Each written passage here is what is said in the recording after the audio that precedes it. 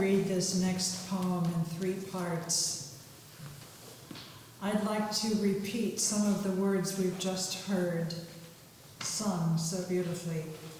Words by Alan Robert Parker. What grace emerges from the whip?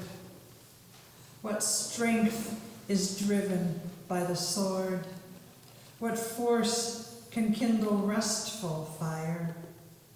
What willful creativity is spurred by twists of pain? Life cannot flourish out of death.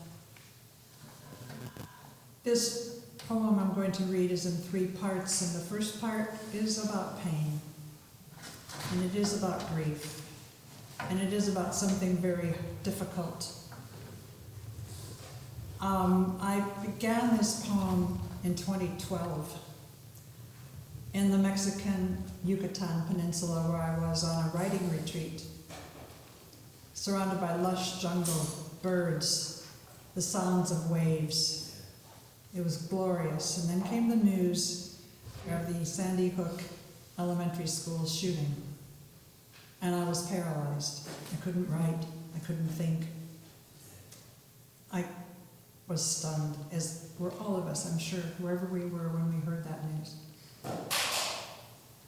And so the first part of the poem is acknowledging that, and it rekindles the scenes that day. And I want to say something else, convey some words by the famous painter, poet, philosopher John Berger. And I think this could be true of songs or any art.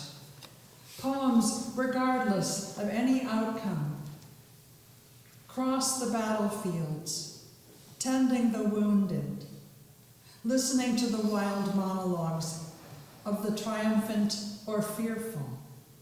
They bring a kind of peace, not by anesthesia or easy reassurance, but by recognition and the promise that what has been experienced cannot disappear as if it had never been.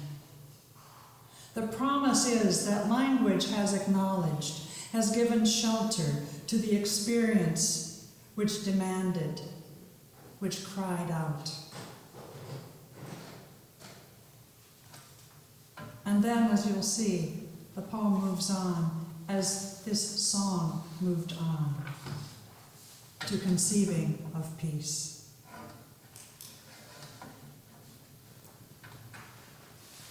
Prayer. I've lifted my face to the great night sky, but any wonder I used to feel is gone.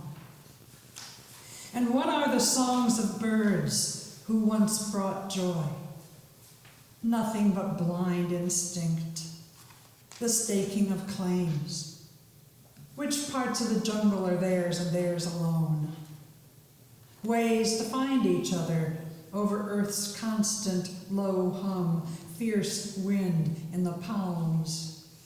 Yesterday, starting like any other, waving goodbye, lunch buckets in hand, and the crack of the gun that does not stop, and the blood, and the children who never. Water, great giver and taker, help me to remember how to cradle wonder and still bear witness to horror and grief. How to let protest and beauty share the same beats of the heart. All the way from the wet, level edge of the world, the long, long path of the rising moon shimmers and streams right to your feet and mine, no matter on which shore, which continent we stand.